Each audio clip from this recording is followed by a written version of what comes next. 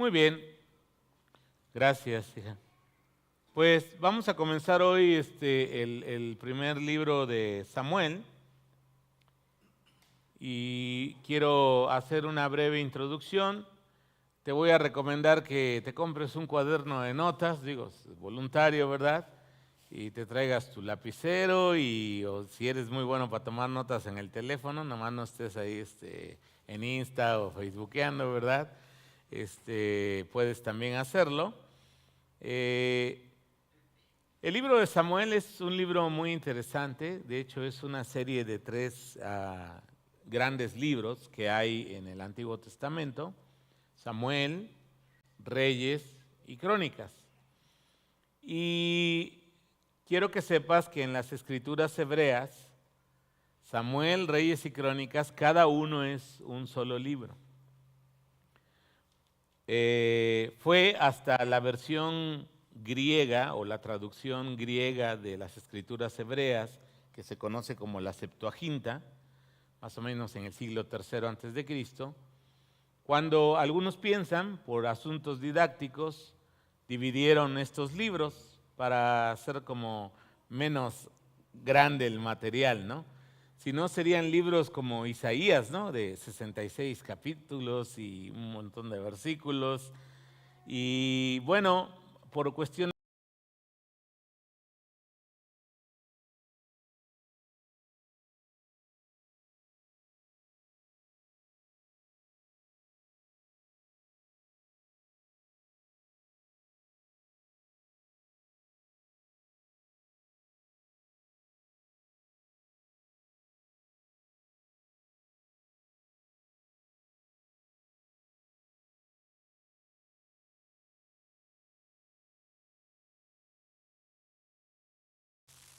los judíos le dieron a este libro el nombre de Samuel, ya que ellos consideraban, y de hecho lo vamos a ver así, que él es como el personaje que inicia la narrativa, y aparte pues se le ve ejercer su ministerio de juez, último juez y profeta de Dios, e incluso con la autoridad de, por mandato de Dios, establecer a los dos primeros reyes de Israel, ¿no? A Saúl como primer rey de Israel, de la tribu de Benjamín, y a David como el segundo rey de Israel, de la tribu de... ¿De qué tribu era David? De la tribu de Judá. ¿Sí? De hecho, quiero recomendarles, si tú tienes Amazon Prime, ahí está una serie que se llama La Casa de David, y si puedes verla, te animo a que la veas. Como en toda serie televisiva, pues tiene sus adiciones para hacerla pues, más romántica, más televisiva, pero la realidad es que tiene cosas muy interesantes de la cultura, de cómo eran las ciudades en aquel tiempo, las vestimentas, y en mi opinión es una buena producción la que en Amazon Prime han hecho. Se llama La Casa de David, así vela. De hecho es una temporada creo que de 8 capítulos apenas. Y justo comienza con la historia de Samuel, y Samuel estableciendo a Saúl como primer rey de Israel, como Dios por la desobediencia reiterada de Saúl, le quita el reino y establece a David como el siguiente rey de Israel. El escritor de este libro pues no se identifica a sí mismo, pero varios de los hechos que están descritos en este libro implican que hubo alguien que presenció algunos, si no todos, alguno o gran parte de los hechos, y registró estos acontecimientos. Algunos piensan que la primera parte de Samuel, por lo menos del capítulo 1 al capítulo 24, que es cuando se habla de la muerte del profeta Samuel, algunos piensan que él lo escribió, y los siguientes capítulos que restan, al 31 y todo segunda de Samuel, pudo haber sido algún compilador o algún editor final, redactor final del libro. La mayoría piensa que se terminó de escribir ya en la forma en que lo tenemos en las Escrituras, por ahí del reinado de Salomón, que fue como el periodo más glorioso de Israel, porque después de Salomón, ustedes saben, Dios, juzgando el pecado de Salomón, dividió el reino del norte, llamado Israel, y el reino del sur, llamado Judá.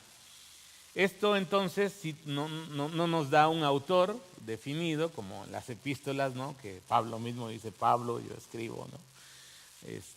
Sino más bien pudo haber sido por lo menos más de un escritor, ¿no? Los que redactaron y dieron la forma a este libro. Obviamente eso no quita la inspiración plenaria y verbal de las Escrituras, pero pues se trata como de explicar cómo llegó a compilarse y a tomar la forma final este libro de Samuel. La mayoría lo sitúa en el siglo X antes de Cristo, más o menos año 950, 960 antes de Cristo.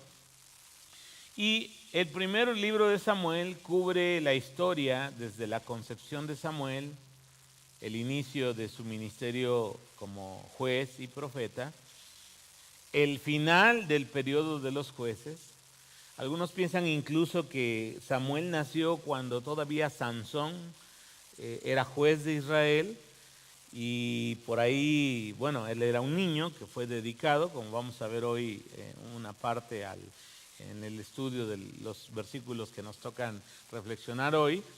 Y ya luego pues Samuel quedó siendo el último juez de Israel, y él, por autoridad dada por Dios, estableció a los dos primeros reyes, Saúl y David. Y aquí les traigo un mapa que ahora le llaman mapa conceptual, mapa mental, para que así de una manera rápida podamos tener un vistazo. Luego, si quieren, en el grupo de WhatsApp les puedo subir la imagen. Primera de Samuel es el primero de los llamados libros históricos. Nos va a hablar explícitamente de una transición de lo que algunos llaman la teocracia del periodo de los jueces, es decir, cuando Dios, a través de la palabra y de los jueces, gobernaba al pueblo de Israel, y como ustedes van a ver, hay una transición hacia una monarquía. Y bueno, le he puesto a este libro o a esta serie, que va a durar varios meses, el inicio del reino. Pero no solo pensando en el reino de Israel, ¿no? Sino en el reino que Dios, el reino mesiánico, porque justo algo muy interesante que yo estaba reflexionando cuando estaba escribiendo esto, es cómo Dios es tan soberano que en medio de la imperfección, del pecado, de la rebeldía humana, Él sigue entretejiendo y avanzando sus planes. O sea, no es que le vamos a echar a perder sus planes a Dios, no es que si Saúl le falló a Dios o el pueblo de Israel desechó la teocracia y querían ser como las demás naciones de la tierra, teniendo un rey, se iban a acabar los planes de Dios. Dios se va abriendo paso en medio de la historia humana, Él va acomodando, como dice Daniel, el profeta, Él quita reyes, pone reyes, y Él va moviendo los hilos de la historia, y eso es algo que nos debe dar paz y nos debe dar pues reposo en el Señor. Y entonces pues tiene 31 capítulos, así que si quieres leerlo una vez al mes, julio tiene 31 días, bueno, ya estamos a 15, ¿no? Pero podrías comenzar y empezar a leer un capítulo diario, o ya de perdiz un capítulo semanal, ¿verdad? Pero yo digo que la verdad hay buenísimas historias ahí que podemos aprender. Los personajes principales, Ana, Samuel, David, bueno, primero iría Saúl y luego iría David, ¿no? Quizá aquí el autor de esta mapa mental pues puso David pues por la preeminencia de que él es el rey, ¿no? A través del cual va a venir el Mesías. ¿Quién lo escribió? Pues ya les dije, no lo sabemos. La fecha tampoco la tenemos exacta, pero por lo menos hubo al final un editor, un compilador final, y 10 siglos antes de Cristo, año 950, 960, es que se escribió este libro. Está dividido en dos grandes secciones, primera y segunda de Samuel. Básicamente, primera de Samuel va a ser las transiciones que ya platicamos, y segunda de Samuel va a tratar el reinado de David, y algo súper importante en segunda de Samuel capítulo 7, Dios establece un pacto con David, que se conoce como el pacto davídico, donde le promete una casa, le promete un reino y un rey eterno. Y todo eso apuntando hacia Jesús como el Mesías, el rey eterno de Israel. Entonces es muy interesante, ¿no? Pues ahí luego ya lo miramos, es el establecimiento o la consolidación de Israel como nación. Y quizá la historia más conocida por creyentes y no creyentes que está en este primer libro es la historia de David y de Goliat. De hecho, en la serie que les recomiendo está bien bueno ese capítulo, no se lo pierda. Cuando lo dramatizan muy bien la historia de David y de Goliat. Muy bien, ahora el propósito del libro es dejarnos un registro del establecimiento del reino de Israel.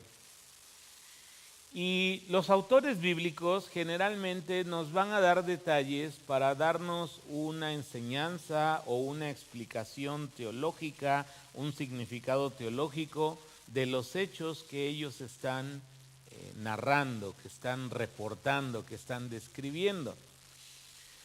Y vamos a ver, como ya les mencioné hace un rato, cómo Dios, en medio de la rebeldía de su pueblo, Él sigue avanzando sus planes soberanamente a través del tiempo. A veces nos parece que Dios va como muy lento, ¿no? Porque pues Dios ya, el otro día, creo que el domingo usé ese término, Dios es muy paciente, ¿no? Cosa que a nosotros pues como que nos cuesta demasiado esa parte, ¿no? Y el Espíritu Santo nos ha dejado cada libro de las Escrituras, y en este caso Samuel, para darnos lecciones espirituales a todos nosotros que somos sus lectores de la palabra de Dios. Así que abre tu Biblia, por favor, en el primer libro de Samuel. Lo más correcto es decir primero de Samuel, porque no es una carta, es un libro. Primero, libro de Samuel. Segundo de Samuel. Y vamos a abarcar hoy del capítulo 1, versículo del 1 al 20. Y a esta porción le he puesto Dios escucha, el Dios que escucha. Así que vamos a leer y dice la palabra del Señor lo siguiente. Ahí ya me ayudas, muy bien, gracias. Dice, hubo un varón en Ramataim. Luego de broma digo, si quieren poner a sus hijos a practicar la lectura, cuando son chiquitos, pónganlos a leer la Biblia porque hay palabras difíciles de pronunciar y es un buen ejercicio. Hubo un varón de Ramataim de Sofim, del monte de Efraín, que se llamaba Elcana, hijo de Joroham, hijo de Eliú, hijo de Tohu, hijo de Suf, Efrateo. Y tenía él dos mujeres. El nombre de una era, ¿cuál era? Ana, que es como nuestra consentida, la sufriente, la que nos gustaría abrazar, ¿verdad? Y de la otra era Penina. Y Penina, te la imaginas, ¿no? Así como con cara de bruja y cuernos, ¿verdad? Porque le hacía la vida difícil. Ahorita vamos a comentar un poco de eso. Y Penina tenía hijos, mas Ana no los tenía. Y todos los años aquel varón subía de su ciudad para adorar y para ofrecer sacrificios a Jehová de los ejércitos en Shiloh o Silo, donde estaban dos hijos de Eli, Ofni y Fines, sacerdotes de Jehová. Bueno, aquí vamos a hacer una primera pausa. Elcana es el primer personaje que nos menciona el texto, la narrativa. Su nombre significa Dios ha obtenido o Dios ha adquirido. Y él es un hombre con firmes hábitos espirituales que está cultivando en su familia, ya que cada año planeaba, seguramente ahorraba, separaba el tiempo para hacer un viaje exclusivamente para adorar al Señor junto con su familia. Y yo creo que de ahí podemos aprender nosotros un buen ejemplo. Hermanos, es bueno cultivar hábitos espirituales en la familia que nos ayuden a formar nuestra propia fe y la fe de las siguientes generaciones. Porque, mira, ocurre con mucha frecuencia que nuestro estado de ánimo a través de la vida, tan solo piensa en el último año, pues puede ser que esté con variaciones, ¿no? Habrá momentos donde nos sintamos con mucho entusiasmo de ir a la iglesia y de estar sirviendo al Señor, y habrá momentos donde como que estamos en el desierto. Alguien decía una vez, ¿no? Cuando estamos en la palabra parece que estamos comiendo pan molido de ese Bimbo, ¿no? Que no sé si alguna vez lo has intentado comer así directo, pero pues te deja la boca completamente seca. Y la vida del creyente tiene esas etapas. Y justo es la disciplina de hábitos espirituales, tanto personales como a nivel familiar, la que nos va a ayudar a perseverar también en el camino del Señor. Y todos nosotros tenemos un contexto de hábitos que recibimos de nuestra familia, sean buenos o sean malos, ¿no? O hayan estado equivocados, ¿no?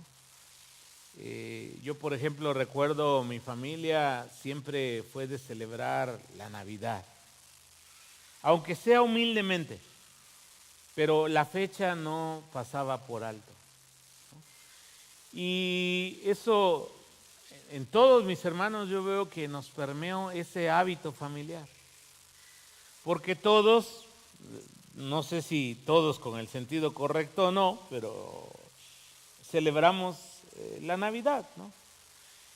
Y cada familia tiene como ese grupo de hábitos, ¿no? Y nosotros podemos aprovechar que esos hábitos nos van a ayudar a formar carácter, a cultivar la espiritualidad, ¿no?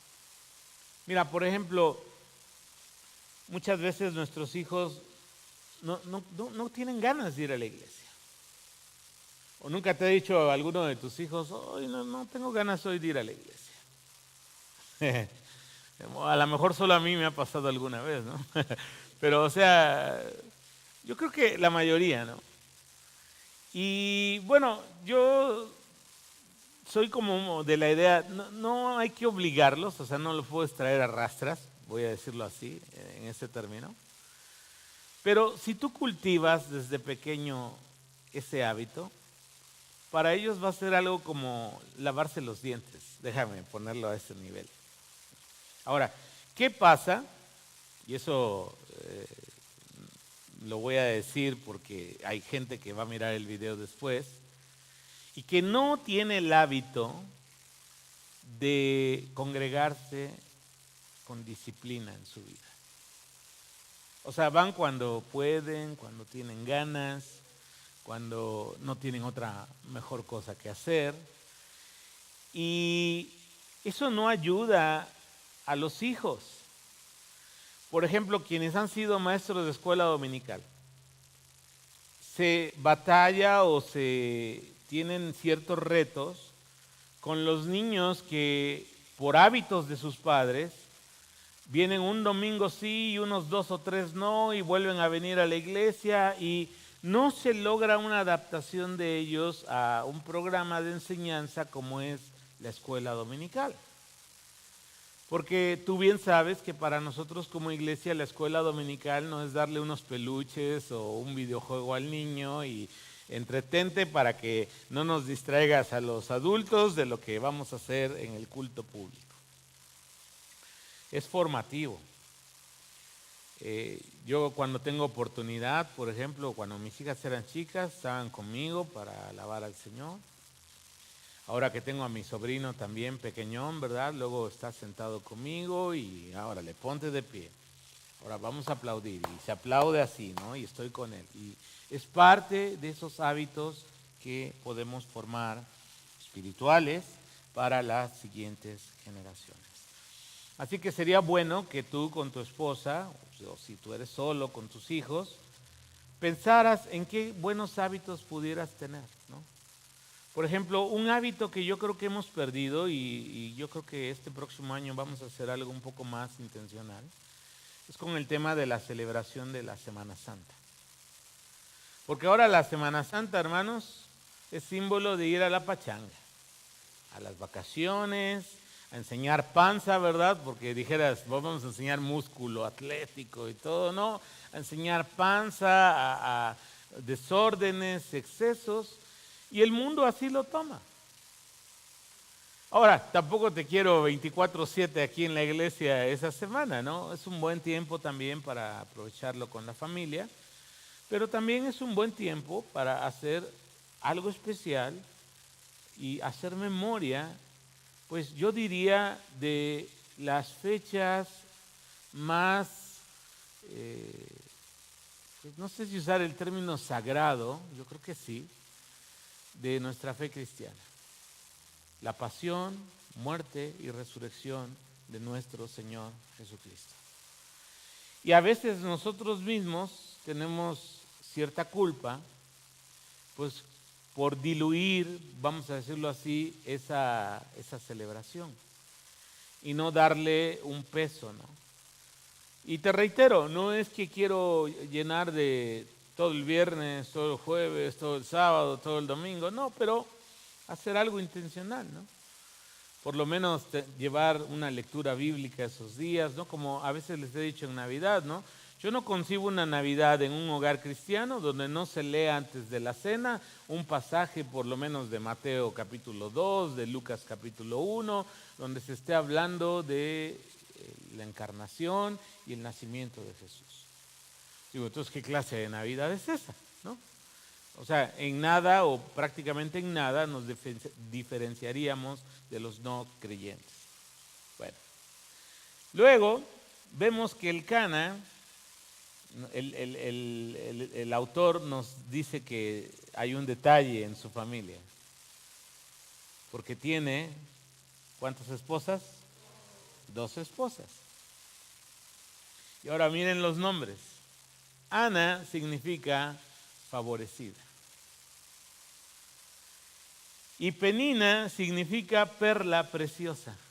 Está bonito el significado, ¿eh? No me gusta mucho cómo suena en castellano, pero el significado está bonito, como algo de valor. Ahora, algunos de repente se han quejado a través de la historia de que el Antiguo Testamento no prohíbe explícitamente la poligamia.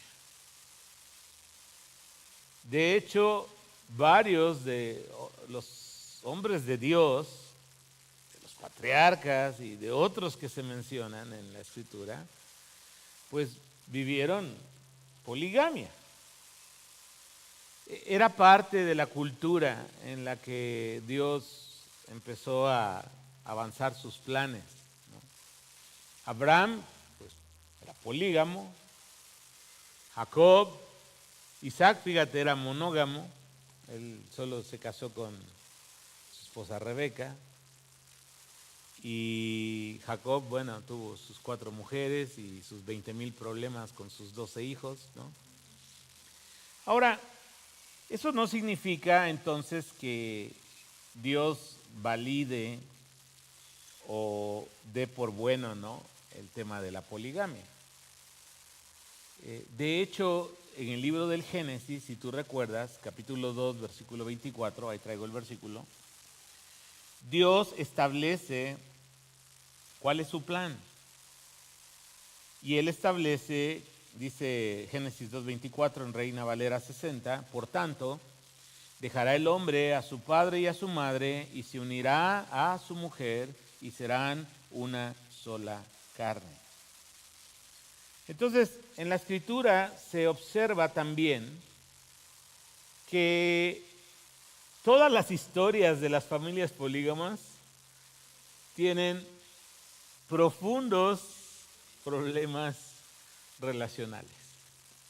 Enemistades, odios, pleitos, asesinatos, rivalidades. O sea, no conozco una historia, si tú te acuerdas de una y estoy equivocado, házmelo saber, pero no conozco una historia del Antiguo Testamento donde se hable de un hombre polígamo, donde la llevaban la fiesta en paz y todo era una belleza. De hecho, en el Nuevo Testamento, el principio de un matrimonio monógamo se afirma. Incluso Pablo establece, por medio del Espíritu Santo, que uno de los requisitos para los líderes de la iglesia es que sean maridos de una sola mujer. Y eso confirma el principio. Dios quiere que un hombre y una mujer se unan a través del matrimonio y que ese matrimonio dure toda la vida, hasta que la muerte, decimos, ¿no?, los separe. Ese es el plan de Dios. Ahora, en nuestro mundo caído suceden un montón de cosas y ahorita vamos a platicar un poquito de ellas. Ahora, en estos primeros versículos se menciona otro personaje que también va a ser importante en la narrativa, que es Elí. Él era sumo sacerdote en ese tiempo y tenía 2 hijos que oficiaban en el tabernáculo que estaba en Shiloh para atender al pueblo que llevaba los sacrificios establecidos en la ley de Dios, y ellos eran los que servían. Más adelante el texto nos va a revelar que Dios está bien enojado con ellos, porque han tenido en poco el ministerio, han abusado del ministerio y es una hipocresía su religiosidad. Pero eso lo vamos a reflexionar en su momento. Versículo 4. Y cuando llegaba el día en que Elcana ofrecía sacrificio, daba a Penina su mujer, a todos sus hijos y a todas sus hijas. O sea, esta era una mujer fructífera, ¿no? Tenía hijos, tenía hijas, ¿no? Daba a cada uno su parte. Pero a Ana daba una parte escogida, especial, porque amaba a Ana, aunque Jehová no le había concedido tener hijos. Y ahora observen bien cómo describe el autor la relación entre Ana y Penina. Y su rival la irritaba, enojándola y entristeciéndola, porque Jehová no le había concedido tener hijos. Así hacía cada año cuando subía a la casa de Jehová.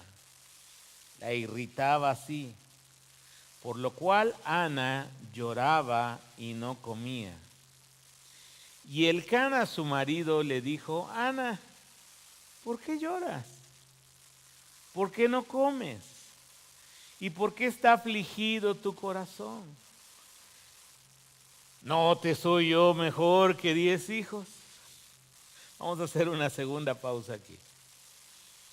Estos versículos, hermanos, nos muestran las relaciones complicadas que se generan en familias donde hay más de un cónyuge o más de una pareja.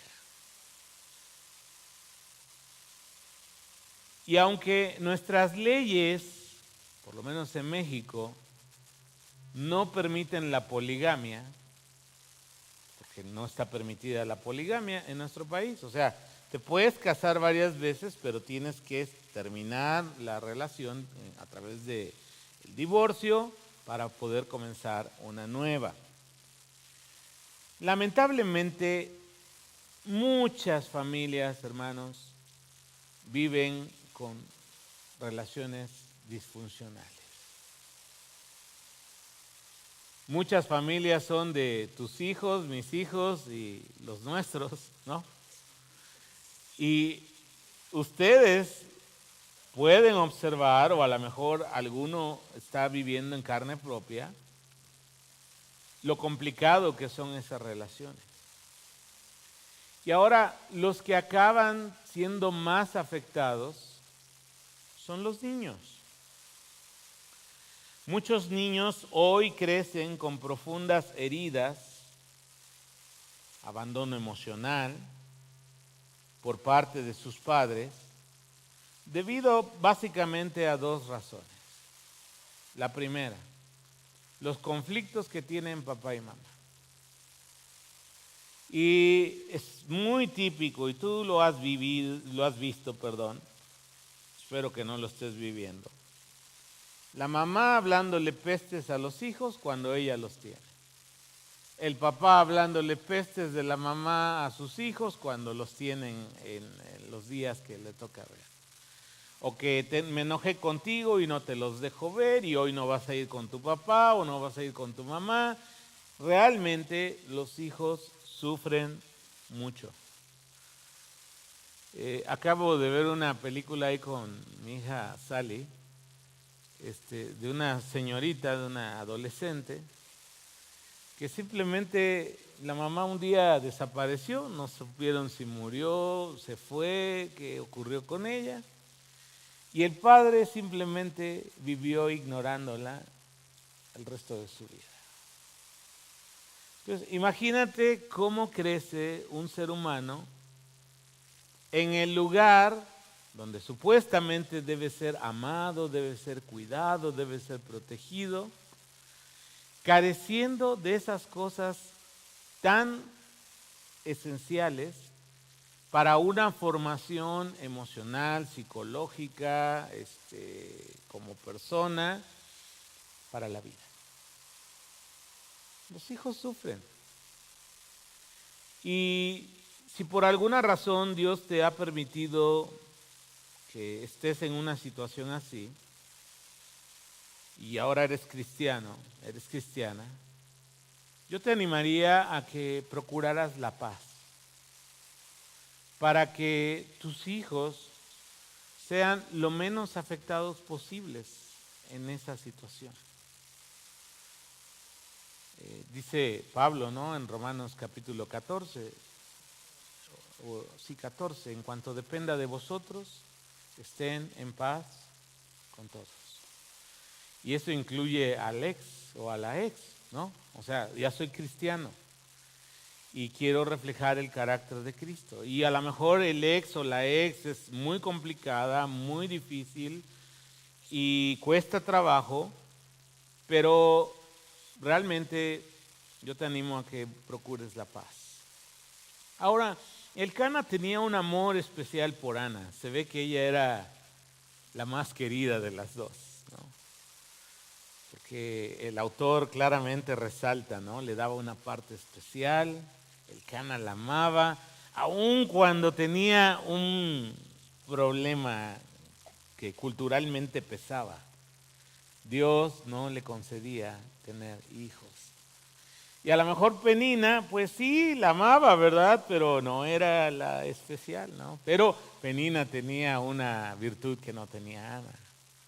Pero no era una virtud que ella desarrolló, pues, no, era algo que Dios le concedió, ¿no? Tener hijos e hijas.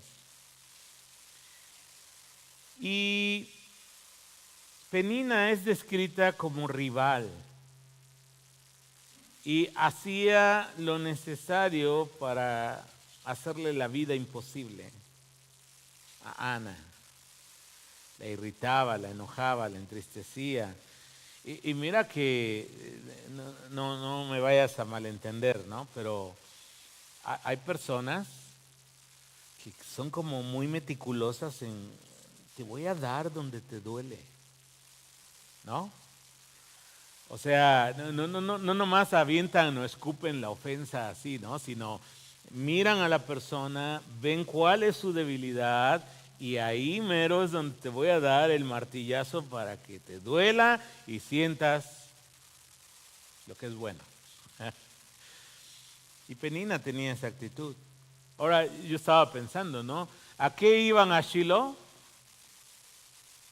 ¿La familia? Iba a adorar al Señor. Ah, pues mira la clase de adoración. Es ahí cuando uno descubre o mira que lamentablemente el corazón humano se autoengaña con mucha facilidad, ¿no? O sea, yo digo, vamos a adorar al Señor, pues vamos a ir en paz, vamos a ir con un corazón correcto, con actitudes correctas, ¿no? Acuérdate lo que Jesús decía, ¿no? Si vienes al templo a traer tu ofrenda y estando ahí ya te acuerdas que tu hermano tiene algo contra ti, ¿qué dijo el Señor? Ve, deja tu ofrenda, ve, arréglate con tu hermano y luego regresa, ¿no?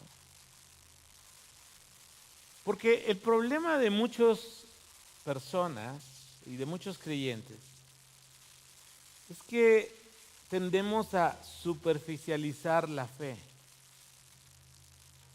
Y ponemos como mucho énfasis en lo que se ve. Ay, mira, ese hermano debe ser bien consagrado. Mira, cómo alaba al Señor y como muy concentrado, levantando sus manos. Pero yo no sé si Penina hacía eso, pero al mismo tiempo estaba golpeteando a su rival, al rival más débil, ¿no? Como decía el programa hace años. Que el Señor nos guarde, hermanos, porque yo creo que hemos hecho eso muchas veces. Y ahora aquí otra cosa, y esto va para nosotros los hombres. El Cana como que pareciera que no se daba cuenta de su contexto familiar o se hacía el que no miraba, ¿no? Porque a veces ocurre con frecuencia, y los hombres no me dejarán mentir, y yo creo que las chicas tampoco, a veces los hombres preferimos hacer como que no vemos, para no estar como en el problema que está ocurriendo. ¿Y a poco crees que el Cana no se daba cuenta de lo que hacía su perla preciosa? Yo creo que se daba cuenta perfectamente, ¿no?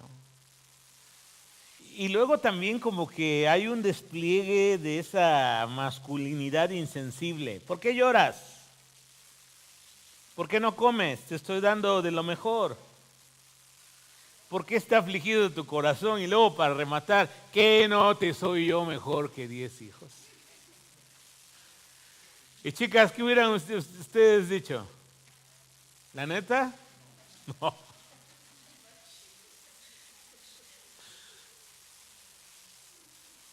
Y es que a veces, el otro día lo platicábamos en la reunión de varones, a veces no entendemos esa manera distinta de funcionar la mente masculina y femenina, ¿no? La mente masculina más enfocada en lo racional, en lo que está ocurriendo en el momento, muy segmentada, ¿no? Vamos a hablar de fútbol, hablemos de fútbol, ¿eh? No me revuelvas cosas, por favor. La mente femenina, impregnada de emociones, revolviendo todo, ¿verdad? O sea, todo se conecta con todo. Y entonces a veces esa falta de entendimiento es la que genera muchas de las fricciones, de los problemas de la vida de una pareja.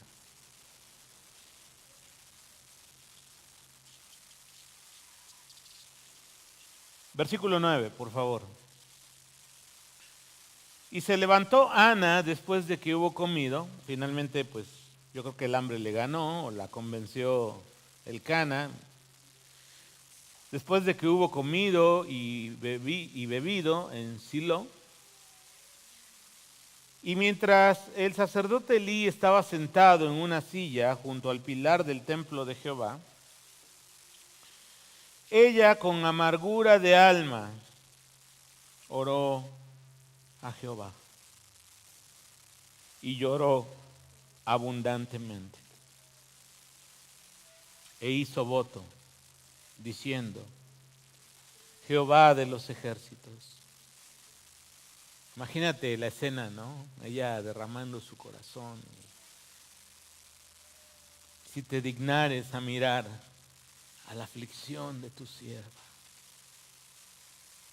y te acordares de mí y no te olvidares de tu sierva, sino que dieras a tu sierva un hijo varón, yo lo dedicaré a Jehová todos los días de su vida y no pasará navaja sobre su cabeza. Aquí vamos a hacer una tercera pausa. Ana finalmente sube al tabernáculo. No, pareciera que subió sola. Aprovechó un momento de soledad. Y en medio de su dolor y su amargura, buscó de una manera especial, empujada por su profunda necesidad, al Dios que adoraba. Hizo algo que a lo mejor no hacía con mucha frecuencia: derramar su corazón delante del Señor. Y hermanos, yo creo que muchas veces Dios usa esas cosas que nos duelen en la vida para llevarnos a una relación más profunda con Él. Que podamos conocerle de una manera más vivencial que solo intelectual. Creo que a veces Dios permite cosas para que podamos romper con esa religiosidad monótona, rutinaria, e incluso, como lo estábamos viendo en el caso de Penina, ¿no?, hipócrita, para llevarnos a una experiencia más real, más cercana, más profunda con nuestro Dios. Y no sé, pero yo creo que sí te ha pasado, ¿no? La necesidad nos hace humillarnos, nos hace derramar el corazón, ya sea una necesidad propia o por alguien que amamos mucho, ¿no? Yo me acuerdo de un hermano que una vez me dijo: Miguel, nunca había yo experimentado el postrarme ante Dios hasta que llegó una necesidad de salud en uno de sus hijos. El primer diagnóstico era pues desalentador. Y eso a él lo quebrantó, le llevó a derramar su corazón y dice: por primera vez en mi vida me tiré en el piso y me postré delante del Señor. Y mira lo que dice Lamentaciones, capítulo 2, versículo 19. Y quizá sería bueno de cuando en cuando practicar esto. Dice: levántense durante la noche y clamen Desahoguen el corazón como agua delante del Señor. Levanten a Él sus manos en oración y rueguen por sus hijos, porque en cada calle desfallecen de hambre. Como Job. Ahí no desfallecían de hambre, ahí era el contrario, ¿no? Hacían unos pachangones que duraban días y había abundancia. ¿Y cuál era la aflicción de Job? Él, después de que terminaba la pachanga, porque como que se iban turnando, había abundancia, claro. Dice que él elevaba un altar al Señor y pedía en favor de sus hijos, por si en sus excesos hubieran deshonrado al Señor. Yo creo que es algo bueno, hermanos, papás. No te digo que diario, pero de cuando en cuando busquemos al Señor, derramemos nuestro corazón, supliquemos por el favor de Dios para con ellos.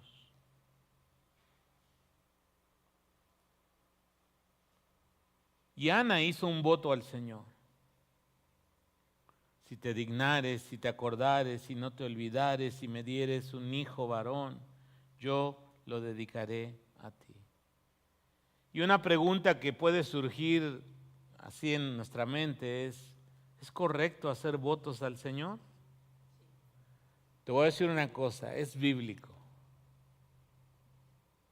Solo que es un asunto de mucha seriedad. Y no debes tomarlo a la ligera. Yo personalmente digo, sí, en alguna ocasión he hecho algún voto al Señor, pero personalmente prefiero ir con lo que Jesús dijo, que tú sí sea sí, que tú no sea no, listo. Es más sencillo. No jures por el cielo, que donde está el trono de Dios, ni por la tierra, que es el estrado de sus pies, ¿no? Mira lo que dice Eclesiastés capítulo 5, versículos del 4 al 6. Cuando a Dios haces promesa, dilo conmigo, no tardes en cumplirla. Repítelo conmigo. No tardes en cumplirla. Porque Él no se complace en los insensatos. Cumple lo que prometes. Mejor es que no prometas y no que prometas y no cumplas. No dejes que tu boca te haga pecar, ni digas delante del ángel, es que fue ignorancia. ¿Por qué harás que Dios se enoje a causa de tu voz y que destruya la obra de tus manos? Entonces, hermanos, ¿es bíblico hacer un voto al Señor? Sí, pero es un asunto de mucha seriedad. Entonces, si lo vas a hacer, dice aquí el texto de Eclesiastés, no tardes en cumplir lo que prometiste.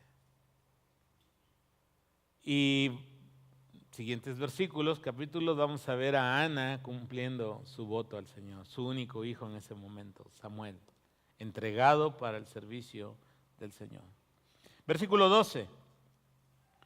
Mientras ella oraba largamente delante del Señor, de Jehová, Elí estaba observando la boca de ella.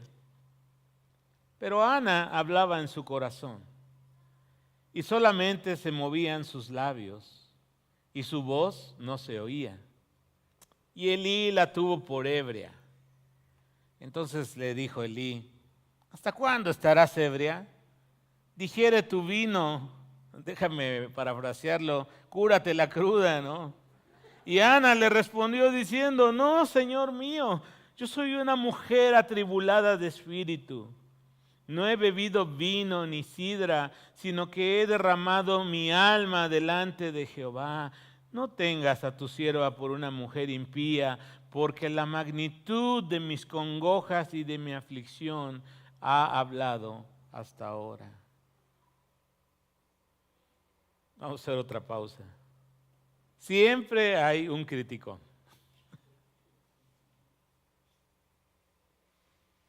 Y aquí el sumo sacerdote, Elí, pues como que fue muy rápido para criticar a Ana, la espiritualidad de los demás, ¿no? Ahora, como vamos a ver más adelante en las siguientes semanas, Elí no estaba en sus mejores tiempos en su relación con Dios. Él estaba en una etapa de decadencia espiritual, junto con sus hijos. Y justo quiero decirte que una señal así como de alerta de que estamos a lo mejor en un tiempo de decadencia espiritual es que estemos como mirando o criticando la espiritualidad o la forma en que otros buscan al Señor. Ay, ¿ya viste a fulana o a fulano, no? Hace esto y aquello y hermanos, esa es como la temperatura, ¿no? O sea, cuando te da fiebre es porque hay algo que está enfermo, ¿no? De hecho, somos muy rápidos para juzgarnos. Y el Señor quiere que aprendamos a ser compasivos con aquellos que padecen tribulación. Y quiere que en lugar de estarnos mordiendo y comiendo unos a otros, mejor nos ayudemos a llevar las cargas los unos de los otros. Mira, hay dos textos en Gálatas, por favor. Gálatas 5, 14 y 15, mira lo que dice en la NTV. Pues toda la ley puede resumirse en un solo mandato. Ama a tu prójimo como a ti mismo. Pero si están siempre mordiéndose y devorándose unos a otros, tengan cuidado, corren peligro de destruirse unos a otros. O sea, en la iglesia de Galacia estaba pasando eso. ¿Sí? Como dice el dicho mexicano, ¿no? Se mastican, pero no se tragan, ¿no? Y eso ocurre en las iglesias. Mejor, más adelantito, Gálatas 6:2 dice lo siguiente: ayúdense a llevar los unos las cargas de los otros y obedezcan de esa manera la ley de Cristo de ama a tu prójimo como a ti mismo. Ahí está la relación. Porque, o sea, te entiendo, yo lo he hecho también. O sea, de repente uno ve a alguien y dice, ay, ¿por qué se comportará así, no? Un poco raro, ¿no? Y uno como que corre a juzgar, ¿no? Me acuerdo una vez que fuimos a una iglesia en Veracruz, ¿te acuerdas? y era una iglesia de corte pentecostal. Y entonces comenzó la alabanza, una alabanza alegre, bonita, ¿no? Pero de repente empezó un hombre a danzar, pero lo hacía como de una manera, en mi opinión, y ahí me va a salir el cascabel, muy exagerada. ¿Sí? O sea, a mí lo que me hizo fue perder la atención de lo que estábamos cantando, y pues yo nomás lo miraba como entre las filas iba, yo decía, no sé ¿qué tendrá esta persona, no? O sea, pero me siento como Elí, o sea, porque al final dije, bueno, Señor, si lo hace para ti está bien, ¿no?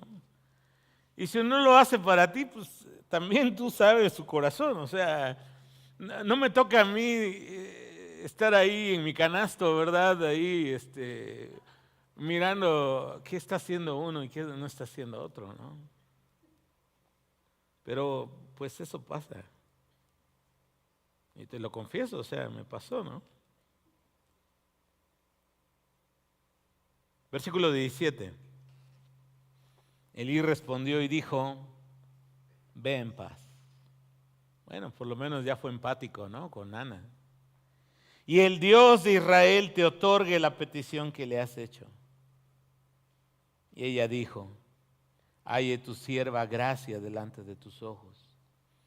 Y se fue la mujer por su camino y comió y no estuvo más triste. Y levantándose de mañana, adoraron delante de Jehová y volvieron y fueron a su casa en Ramá. Y Elcana se llegó a Ana su mujer, o sea, tuvieron relaciones sexuales, y Jehová se acordó de ella. Aconteció que al cumplirse el tiempo, después de haber concebido, Ana dio a luz un hijo y le puso por nombre Shemuel en hebreo, Samuel en castellano, diciendo, por cuanto lo pedí al Señor. Últimas reflexiones, ya para terminar, porque ya como que me estoy prolongando, ¿verdad, hermanos? Elí finalmente entendió la aflicción de Ana. Y yo te animo a que aquí en la iglesia podamos ser compasivos con las personas. Porque a veces no vienen por razones a veces, déjame decirlo así, a lo mejor justificables, válidas, otras veces simple pereza, apatía, no lo sabemos. Y entonces viene entrando, a lo mejor Ángel deja de venir un mes y el día que viene le digo, vaya hasta que te apareces, ¿no? ¿Y cómo te sentirías? O sea, así como que halagado, o sea, así como que qué chido me recibiste. No. Entonces, Elí creo que agarró la onda finalmente y incluso le expresó una bendición a Ana. Y el Señor le concedió a Ana su petición. Y no por Elí, porque él tenía planes, ¿no? Ahora, me gusta ver a Ana. Yo quiero aprender de Ana eso. Dice que después de eso ella regresó y no estuvo más triste. Dios obró en el corazón de Ana. Ana decidió no estar llevando esa carga. Y dejó esa carga al Señor. Y eso es algo que debemos aprender. Yo voy a hablarme a mí mismo. Es algo que tengo que aprender. Y es algo que el Señor en este último tiempo ha estado ahí una y otra vez puliendo en mi vida. Porque mira, he visitado médicos, me han hecho estudios, todo sale bien, no tienes nada grave. Obviamente, si tú has pasado por algo así, dices, sí, pues el papel dirá una cosa, pero yo no me siento bien. Pero al final, Dios me ha dicho varias veces me lo ha dicho. ¿Y tú te puedes sanar? O sea, has ido al médico, has gastado en especialistas, has gastado en estudios, has escuchado opiniones. Y me acuerdo que un amigo mío que se llama Roberto Peña, ustedes lo conocen, un día me dijo, ya déjaselo al Señor.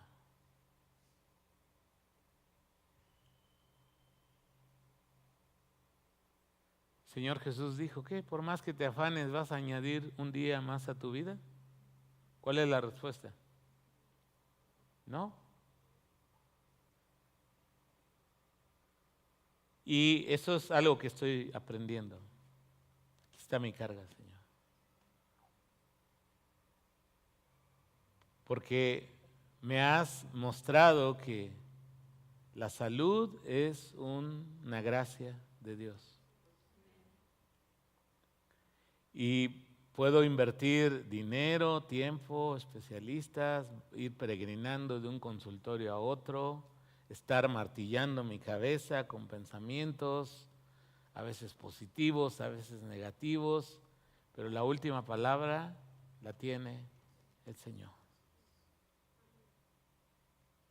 Mira lo que dice el apóstol Pedro en su primera carta, capítulo 5, versículos 6 y 7. Humíllense, pues, bajo la poderosa mano de Dios. Humíllate. Para que Él los exalte cuando fuere tiempo. Paciencia. Ahí está implícita. Echando toda vuestra ansiedad sobre de Él. Toma la decisión. Miguel, toma la decisión de echar tu ansiedad sobre de Él. Porque hay una razón poderosa. Él tiene cuidado de ustedes, de ti, de mí. Y Ana lo entendió. No sé cuántos años pasó la misma escena de humillación, de dolor, de llanto. Dice incluso el texto, ¿no?, que amargamente comenzó a orar, ¿no? Pero Dios esa ocasión hizo algo especial en ella. Y mi deseo y mi oración es que Dios haga algo especial en ti y en mí. Y aprendamos eso del corazón de Ana. Señor, lleva tú mi carga. Yo ya la quise llevar mucho tiempo y mira cómo estoy. Cansado, desanimado, frustrado, amargado. Pero tu palabra dice que tienes cuidado de mí.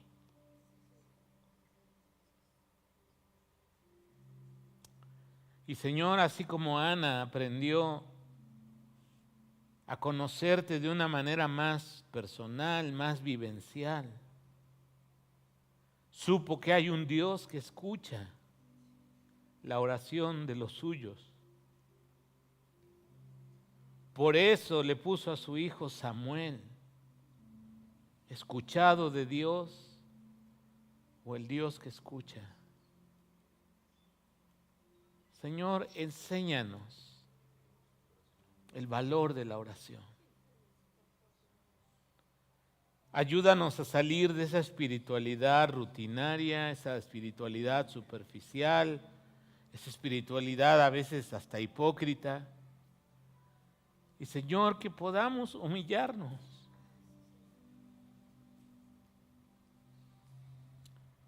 Porque tú tienes una mano poderosa.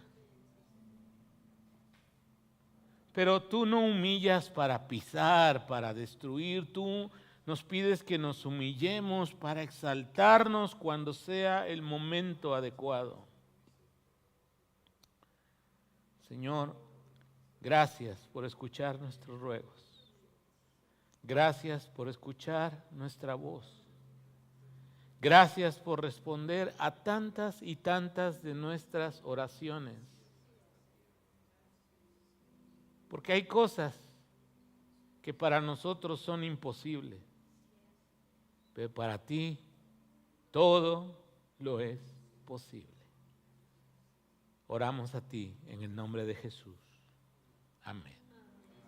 Que Dios bendiga su palabra.